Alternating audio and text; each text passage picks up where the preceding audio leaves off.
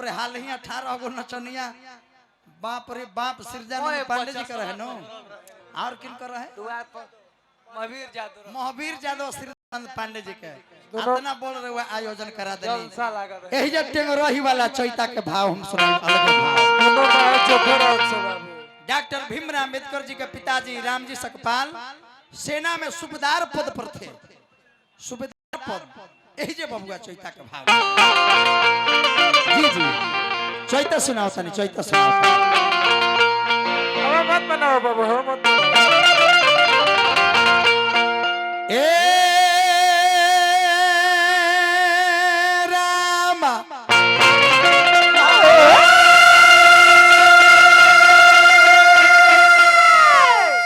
राम जी सकपाल जी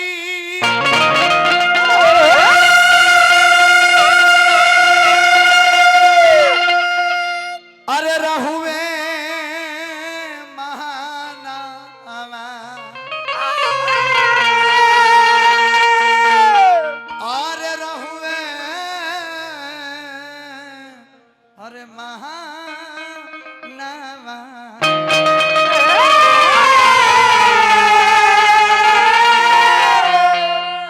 एगो ऐसे ही लड़का रहे गार्जियन अपना माई के दूध पिए आ कहे कि मैया के माई रे कबार देबो कबाल दे मैया कहे कि बेटा एकरा के पियो पियो तर तो पियो आ पियो तर तो पियो आ जियो न त तारा बाबूजी कवारत कवारत थक गइले अब तो ही न फायदा ले ले बा देखो बाबू के बार उड़ गल के भारत के बार बाबू के बाहर उड़ गइल चारी के बाहर उड़ गइल अभी तक ना कवरल चलो तबाते देखो ये गुड्डू हल चल हल हाथी मरियो जाई आ हाथी गिरियो जाई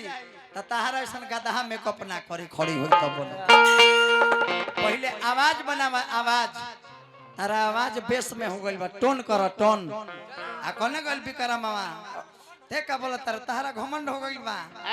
तहरा ऐसन के खैने बना के हमने के 10 गो झलवा पैदा कर दे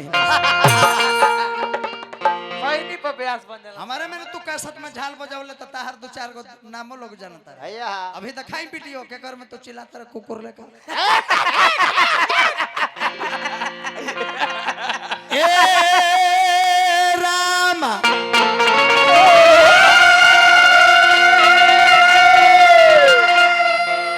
राम जी सकपाल जी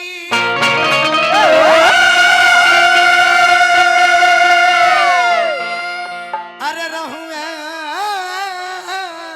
ललाना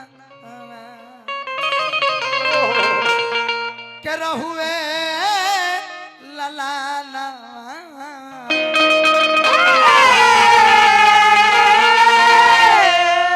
ए राम बाबा साहेब बाबा साहेब यदि चाहते जब संविधान लिखल गई बाबा साहेब चाहते तो अपना समाज के प्रति अपना जाति के प्रति अपना वर्ग के प्रति लिखते लेकिन इन्होंने सब जाति के प्रति पूरे भारतवर्ष के प्रति इन्होंने संविधान लिखने का काम किया। एक ठेला चलाने वाला भी वो वोट दे सकता है अपने हक के लिए लड़ सकता है अधिकार के लिए लड़ सकता है बाबा साहेब ने दर्शाया। हड़िया टांगल जाते रहे बबुआ झरुआ बांधल जाते रहे कमर में उस समय के बात हे रामा अरे कहाई हो गईले